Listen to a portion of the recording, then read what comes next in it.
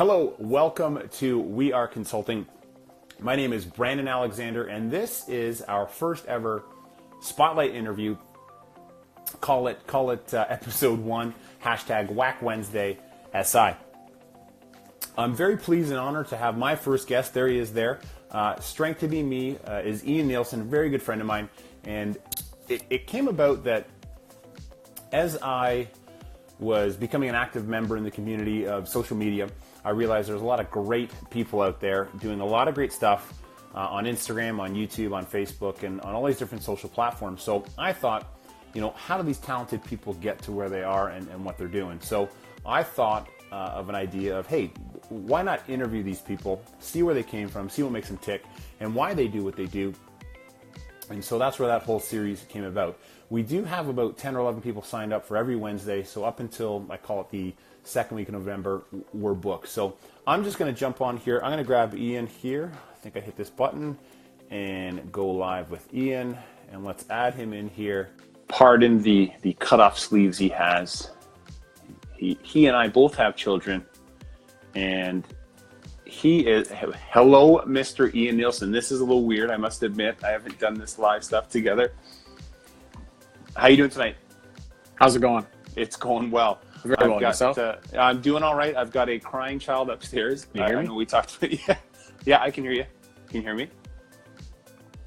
Internet might be wonky here. Let me try something here.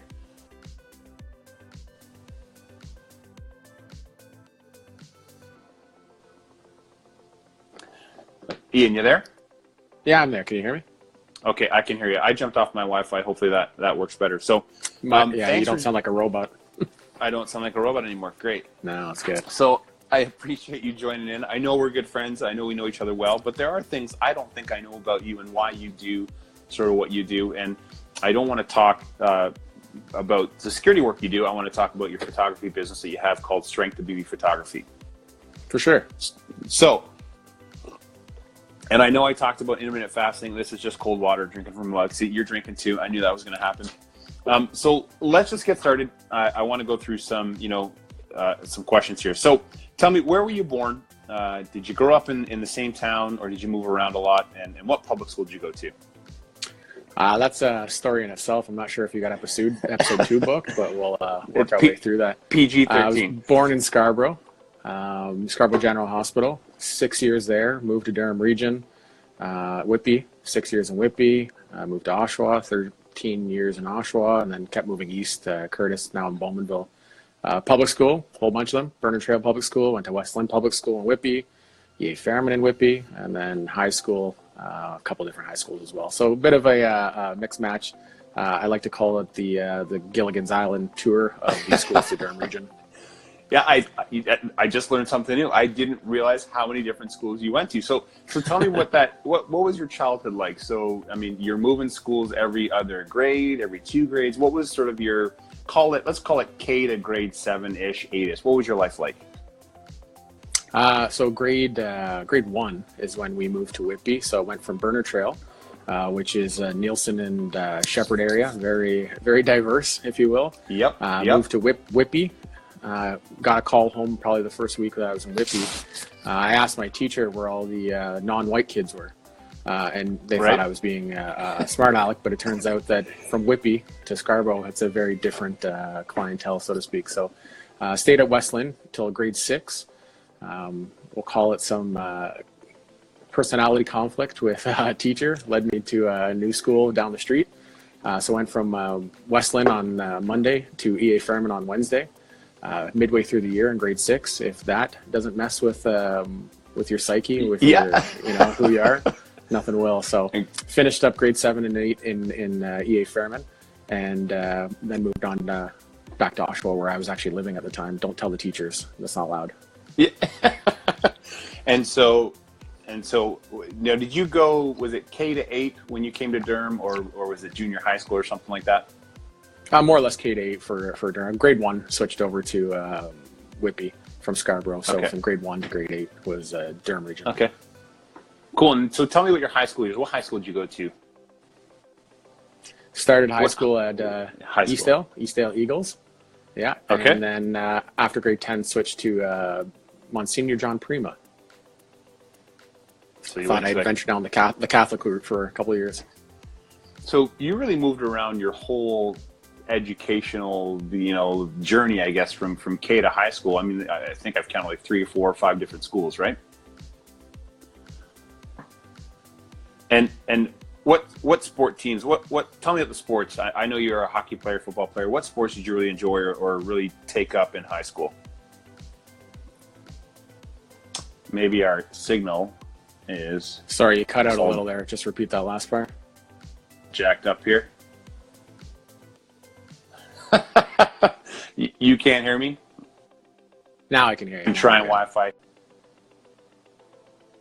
Here, give me a second here. We're going to try and get you. There you are. You still there? Can you hear me better now? Oh, yeah. Yeah, much better. Okay. So I don't know if the Wi-Fi is going all wonky here. Tell me about sports in high school. What sports did you play in high school? From grade 9 and 10, everything I could. I think I spent time on the bridge team. No, there's no bridge team, but I played volleyball a couple years. So between grade 8 and grade 9, I had the luxury of growing 7.5 inches. So I left grade 8 at a mere 5'8" and walked through the doors of grade 9 at 6'3", slender, 240 pounds. So volleyball, basketball, any sport I could get my hands on. It was just a competitive nature. It was an internal drive. However, when I left grade 10, went into grade 11, we had the infamous teacher strike, and all sports were canceled for the rest of my high school career. So a bit of a rough go there. It was a big motivator for me, and of course, unable to do so for a couple of years. So, because I know you well, did not playing sports get you into trouble? It didn't help. That's for sure. You know, there's very strict guidelines, so to speak, when you play sports. You have to have your marks at a certain thing. You have to, maintain GPAs and grades. And not having that kind of, motivating factor definitely didn't help with some of my decisions through, grade 11 and 12. If the choice was there to stay at school and go to class or go for a ride with my friends, it was probably a ride with my friends at most points throughout the day. How we are cut from the same cloth. So you make it through high school, and coming up to, I know you went to Durham College, and so tell me what study did you take up at Durham College? What actually, they're cutting out again? I wonder if it's because everyone's joining. This is there. Is it good now? Oh, you're back. I don't like it. Yeah, I'm back. This is weird. Yeah. So tell me, so you went to Durham College, and tell me what you studied at Durham College, and what did you take at Durham College? So the first time I went, 2002, I thought it'd be a great idea just to take a general course, decide what I liked. Decided that I liked college life more than I liked school.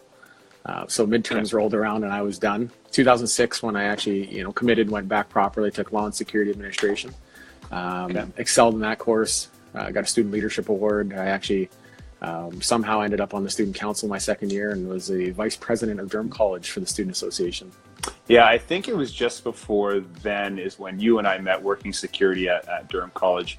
And, I'm still excited. I don't know what word I want to use, but I'm still glad you actually went to school and didn't just work the nightlife, so to speak, right? So you kind of grew up from high school to college. Now, absolutely. Outside, so now you've graduated college. What's the first job you had? Like my very first job? Right out of college, you graduate. Where'd you work? Oh, right. Well, right out of college. Well, because I went back to school later, I was in my mid to late 20s. I'd already had a few jobs at that point. 2009, applied for just a part-time job at the casino in Ajax. Yep. Got hired part-time, and fast forward 10 years later, I'm there as the department manager. Right. Progressed up to it. So that's great. I mean, that's kind of a success story in and itself. I love to hear those kind of things where, people start somewhere, take a risk, and they still end up there. So this one's kind of not a tricky question. So I know you're married. You've got 2 beautiful boys and a great wife in Becky. Other than that, because I share a similar feeling on marriage and kids, but is there any defining moment in your life that trajected you to where you are in life now, so to speak? So is there any real defining moment you can look back and go, yeah, it was this point in my life where I made a choice and these things happen and that helped me get to where I am?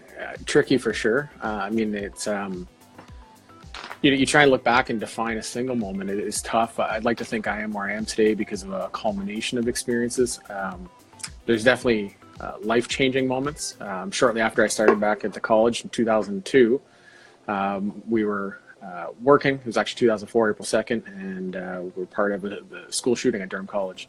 Yep. So you want to talk about life-defining moments, a horrifying experience that I wish nobody would ever go through. However, in hindsight, now 14 years later, it's definitely a moment that I can draw a lot of strength from to cast outward, to move forward, to talk about my personal brand, my personal belief system. A lot of it stems from that night, and the choices that we made thereafter to rebuild, to restart, to move forward. So, I mean, if we want to talk about a single moment, that would probably be the one. Like I said, at the end of the day, I think I am who I am because of a culmination of the experiences. Yep. But that would definitely be a catalyst. Yeah. Yep. That's cool. So, what motivates Ian? Ian, tell me what motivates you to do what you do. I think that's changed through the years as well. Again, what I would classify today as to what motivates me is just, super cliche, but I have just it's almost, I call it like a rage. It's a different experience than what it was 10 years ago. And maybe 10 years ago, I still would have called it rage. It just would have looked a lot different than it does today. But it's just that internal excitement to spread the word, to be good, to lead a life that you'd be proud of at the end of the day. Right. Obviously, I like you mentioned, I have a beautiful wife, 2 awesome boys that challenge me and inspire me every day. But what motivates me is just that overall urge and desire to leave not only them and my family, but this world better than we found it. Cool. Now, real quick one. This should be part of rapid fire, but I'm just going to ask it here. Are you an expert at anything? Are you an expert in one thing? This is PG-13, right? No, I'm just kidding. It wasn't anything dirty. I'm really good at crocheting. So no, I'm actually awful at crocheting. An expert. I mean, I think I've always considered myself more of a jack of all trades, master of none. Right. One of the things, as far as mastery or an expertise, is bringing out the best in people. I've had the luxury, I've had the ability to work with some incredible people through the years, and we've inspired each other. So I think that's probably as close to being an expert as I'll ever be, is just the ability to draw good out of people. Cool. And I've witnessed that, so I can say, yeah, that sounds good. Now, if you had a chance, would you change anything in your past? If you could go back and change one or two things, are there certain things you would have changed in the past? There's definitely choices that I would venture down a different path. Again, I sit here today and say that I am who I am because of culmination or some of the events that I've been through. So sitting here today, I feel like I'm in a good place. Good family, good job, good everything.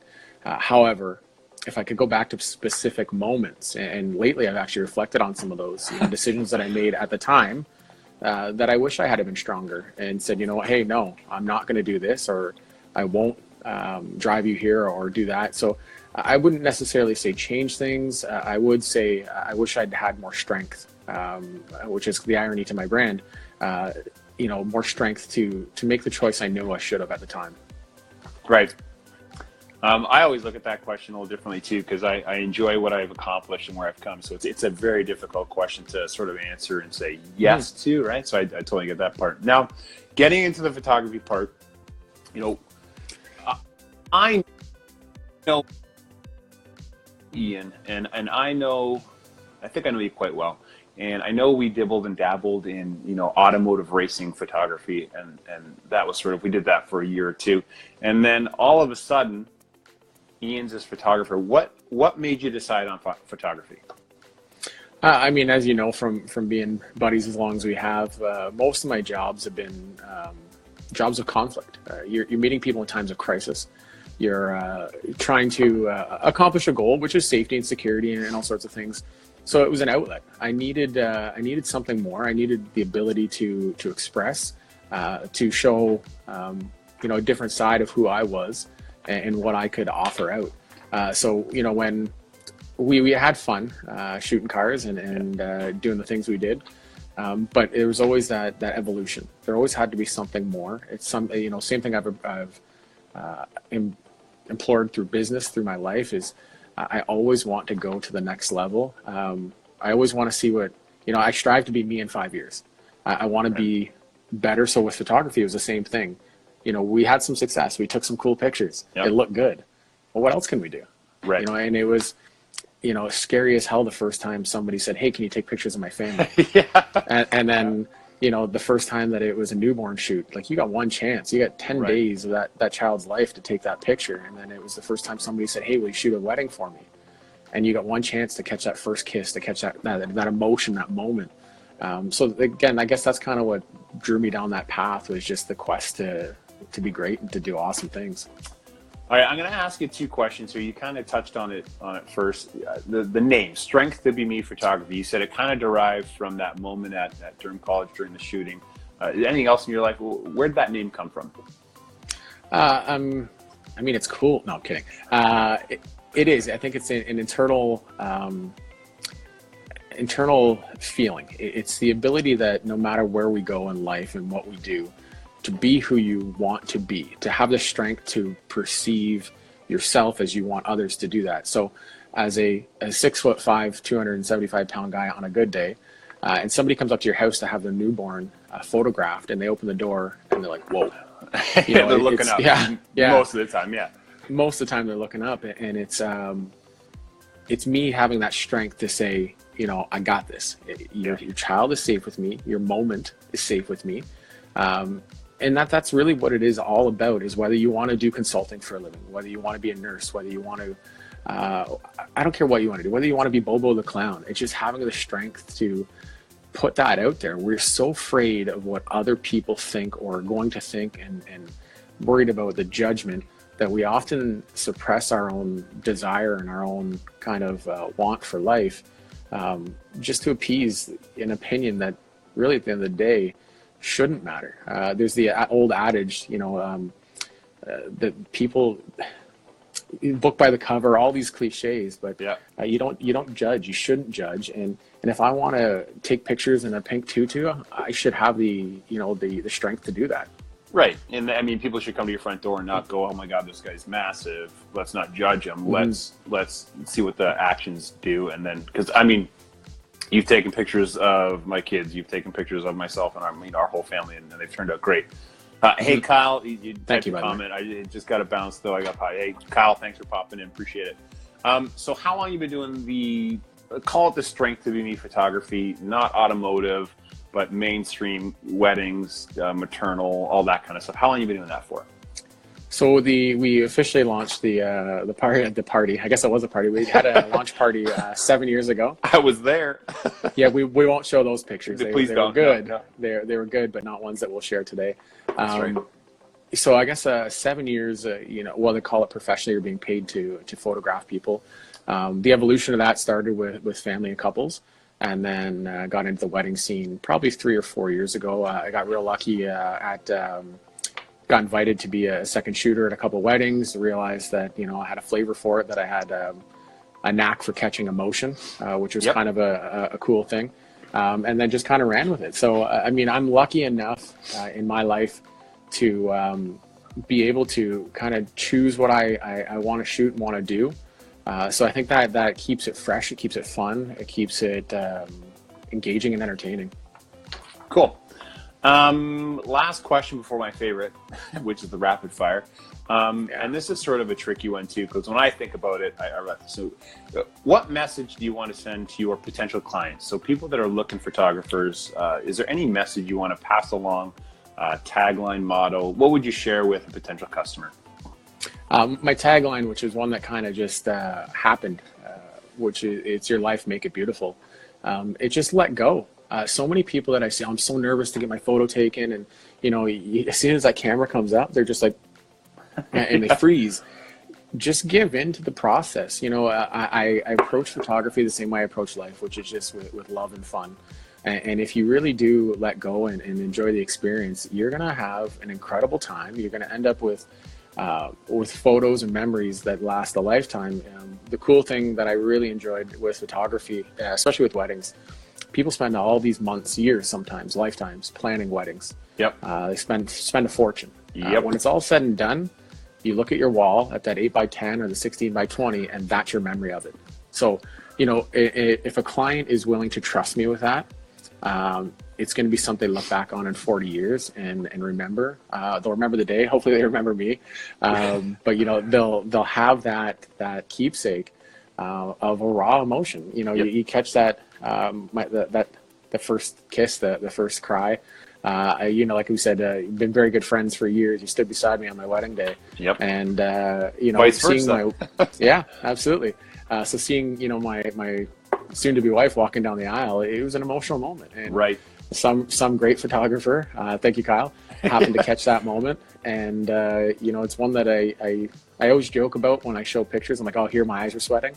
But in that moment, it was pure emotion. It was happiness. It was elation. It was fear. It was everything all rolled into one, walking down the aisle at a slow pace, enjoying the moment. So that, I guess, is what I want to tell clients is believe in me, believe in what we do.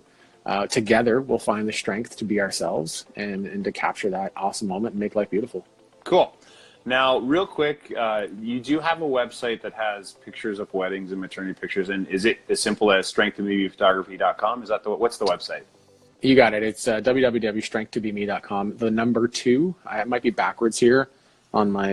It is backwards because these silly cameras, but strength, the number 2, be me. The letter B, me.com. That's right. .com. So it's strengthtobeMe.com. So that's great. You can also catch me on Instagram here, obviously Facebook. Yep. And your page is the same. I'm assuming you got a Facebook page. Yep. I haven't been there in a while, but I always check you out on Instagram. So, Ian, thank you for joining me for this quick interview. I know you and I've talked about it, and I had said at the start, I'm just looking for great people doing great things, and I'm glad you're my first. I was joking with Michelle, my wife, that maybe you're going to be Jennifer Aniston and I'll be Ellen DeGeneres, and this, maybe we'll do 1,000th episode or something like that. So, I want to finish this off with one of my favorite things, just because it's fun to do, and I want to do rapid fire questions. So I've got 15 questions, and I don't want you to analyze. I just want you to. Some of them are going to be A or B, and some are going to, you have to think about it. So do me a favor, sit tight, have a drink of water because you're going to need it. Okay, so rapid fire questions. Here we go. Question number 1: favorite color? Blue. White bread or brown bread? Ooh, white. Okay. Name of a place you'd love to live? BC. Okay. Butter or margarine? Margarine. Coke or Pepsi? Neither. Pepsi if I had to. Okay. Yeah. Favorite movie? Boondock Saints. Yes. Okay. Favorite meal? Hamburgers. All right. I love those things. In your car, automatic or manual? If you could, because I know that manual or automatic. Manual if I could. Okay. First car? 1988 Cavalier. Okay. Dream car? That's a tough one. Actually, I'll probably drive it. I love my truck. I drive a 2016 Dodge Ram Sport. Okay, sweet. Where'd you buy it? Don't say it. Just in case you're watching. No, it's I bought it from Whitby. Okay, there's cool. a store in Whitby. Cool. For Duke, favorite major sport? Favorite major sport? Tough one, hockey. Wow. I know I was going to go football. Football, right. I choked. Celebrity crush? Oh, Jennifer Lawrence. Okay. Do you know any weird party tricks? You did tell me to keep this clean before we started. Okay. So, the only one I'm really good at is I can really I can get that going every time. Okay. What's your zodiac sign? Aquarius. Okay. If you weren't doing what you're doing now, what would you be doing? Wow. That's a rapid fire one that you got. That is not a rap. That is a rap. But that's why it's the last one. That's why it's the last question. If I wasn't doing what I was doing now, what would I be doing? I guess circumstantially, I mean, I most likely would end up doing something in the same field. If it wasn't art, if it wasn't photography full time, it'd probably be some sort of. Actually, you know what? I'm going to go completely off the script and say if I wasn't doing what I was doing now, I'd love to be doing social work or something where I could help people. Okay, sweet. All right. Well, that concludes the interview, our first ever episode 1. We'll call it episode 1 of Spotlight Interview. Ian, thank you very much for being able to join me. I know we pushed it back a week just based on schedule. I'm happy it was you. Made me feel comfortable doing this, but just want to say thank you. Yeah, stop. Thank you. Stop. And everyone check out strength2beme.com. That's the number 2. So strength2beme.com. Check his Instagram and his Facebook. For all your photographer needs. We love you too, Kelly. I'm going to kick you out, Ian. I'm just going to close out this interview, but I'll chat with you later. Thanks a lot for joining me. Thanks for having me. Okay. Remove you. All right. Well, that's our first episode 1 of the Spotlight Interview. I want to thank everyone for joining in, all the people that came in and stopped in and checked us out. We're going to post this up on Highlight. I'm also going to feature Ian on Friday for a Feature Friday theme, and maybe get some pictures that he's done in the recent past. But I just want to say thank you again for everyone joining in. I know it's a bit late, but yeah, thanks for joining in episode 1, Spotlight Interview. Check back next Wednesday. We do have another episode. I don't remember who it is because I'm still trying to figure out one or another person based on schedule, but we'll see you next Wednesday. Thanks for tuning in.